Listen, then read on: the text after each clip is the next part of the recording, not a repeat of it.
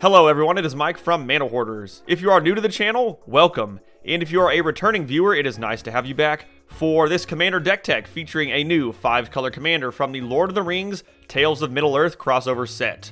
I'm sure you can tell by clicking on this video, we will be discussing Tom Bombadil. It is so nice to see a character that is both so legendary and mysterious from the world of Tolkien make his way into the game of Magic the Gathering. You can cast him for one of every single color. You get a 4/4 legendary god bard with 2 abilities. His first ability reads, as long as you have 4 or more lore counters among sagas you control, he has hexproof and indestructible.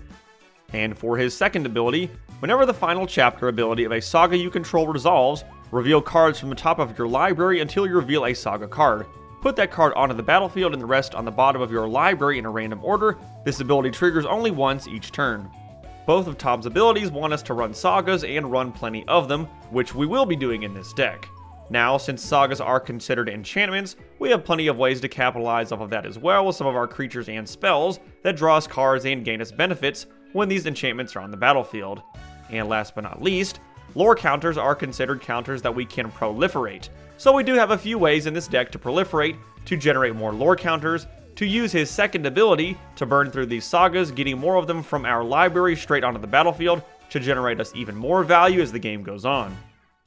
Before we dive into the deck, let's go over a few key points. First and foremost, this deck list is actually inspired from a deck built by Damian, who is a friend of the channel, who you might recognize from some of our Commander gameplay videos.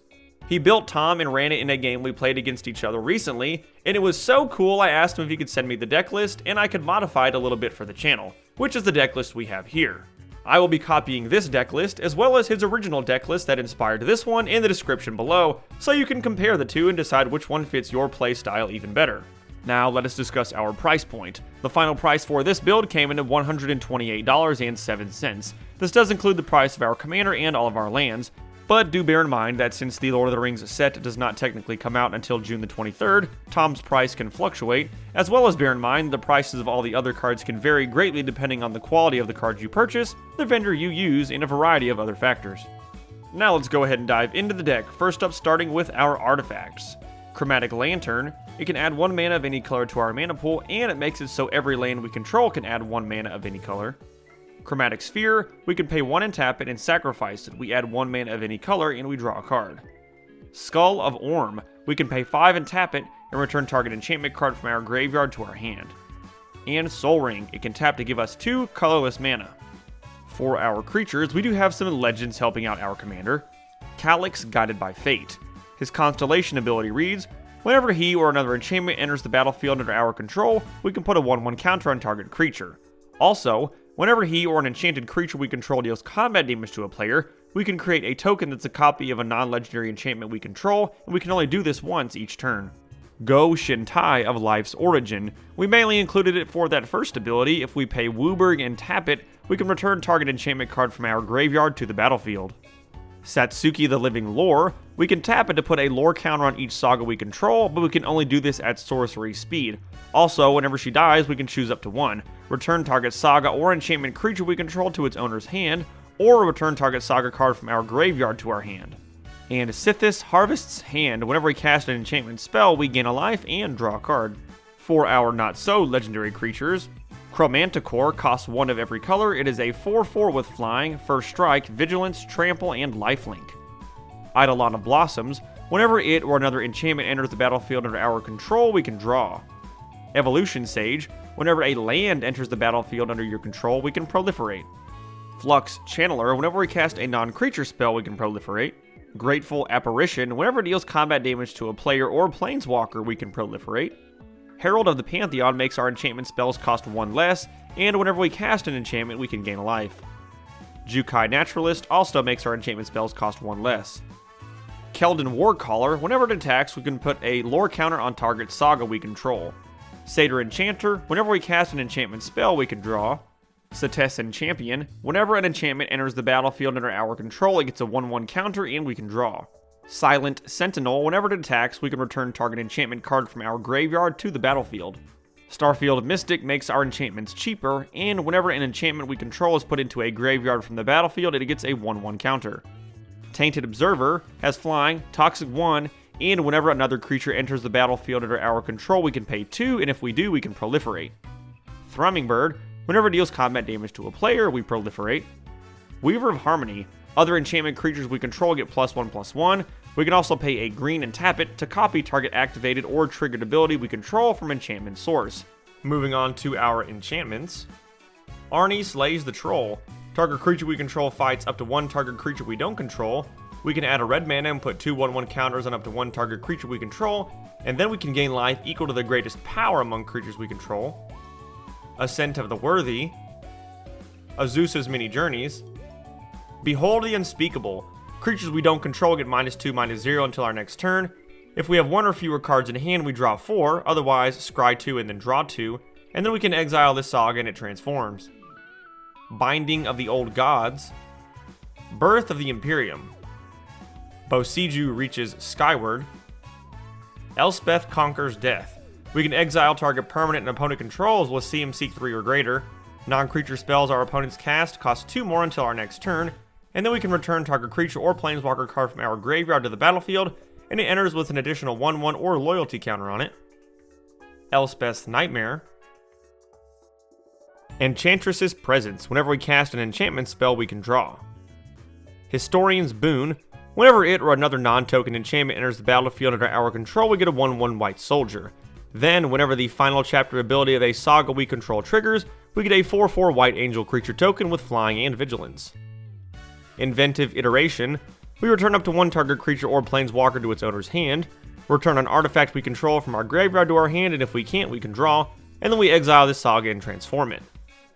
Jugan Defends the Temple. King Narfi's Betrayal. Kiora Bests the Sea God. We create an 8/8 Kraken with hexproof. We tap all non-land permanents target opponent controls, and then we gain control of target permanent and opponent controls and we untap it. Leyline of Anticipation. We can cast spells as though they had flash. Song of Freyalise. Birth of Meletis. The Cruelty of Gix. The Dragon Kami Reborn.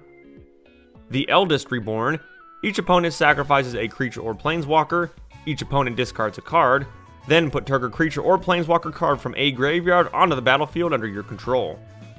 The first of the Iroan Games. The Horus Heresy. And last but not least, the Kami War. We can exile target non-lane permanent and opponent controls, return up to one other target non-lane permanent to its owner's hand, and then each opponent will discard a card, and we will exile this saga and transform it. Moving on to our instance, we have Counterspell. This allows us to counter target spell. Counter Squall. We counter target non-creature spell and its controller loses 2 life. Dispel counters target instant speed spell. Dive Down. Target creature we control gets +0/+3 and gains hexproof. Experimental Augury. We look at the top 3 cards of our library, put one of them into our hand and the rest on the bottom in a random order, and we proliferate. Harrow. We can sacrifice a land to search our library for up to 2 basic land cards, put them onto the battlefield, and shuffle. Negate can counter target non-creature spell. Serum Snare. We can return target non-land permanent to its owner's hand. If that permanent had mana value 3 or less, we can proliferate. Story Weave. We choose one. Put 2 +1/+1 counters on target creature we control, or put 2 lore counters on target saga we control. The next time one or more enchantment creatures enter the battlefield under our control this turn, each enters with 2 additional 1/1 counters. Thought Collapse can counter target spell, and its controller mills 3 cards. Moving on to our sorceries. Contentious Plan. We proliferate and draw a card. Cultivate. We search for up to 2 basic lands, reveal those cards, put one onto the battlefield tapped and the other into our hand. Farseek. We search for a plains, island, swamp, or mountain and put it into play tapped. Kadama's Reach. Again, we search for 2 basics, we get one onto the battlefield tapped and one to our hand. Rampant Growth gets us a basic onto the battlefield tapped. Thirsting Roots. We can choose one, search our library for a basic, reveal it, put it into our hand, and then shuffle, or we can proliferate. Unnatural Restoration. We return target permanent card from our graveyard to our hand and proliferate. Wrath of God destroys all creatures and they cannot be regenerated. And last but not least is our mana base. We are including some non-basic lands to help out since we are running a 5-color deck. Command Tower taps to give us one color of our commander's color identity. Concealed Courtyard can give us a white or a black mana. Copperline Gorge gives us a red or a green. Dark Slick Shores gives us a blue or a black. Reliquary Tower gives us no maximum hand size. And Rockfall Vale gives us a red or a green mana. Now, beyond these non-basic lands, we will be including 7 basic forests, 7 islands, 5 plains, 5 mountains, and 5 basic swamps. And just like that, we reached the end of this Commander deck tech for the legend Tom Bombadil. If you enjoyed this video, be sure to hit that like button, subscribe, tell your friends about us, and leave a comment down below. Tell me what Lord of the Rings character you're most excited to run as your commander when the set drops on June 23rd. Thank you guys so much for watching. I really appreciate all of your support.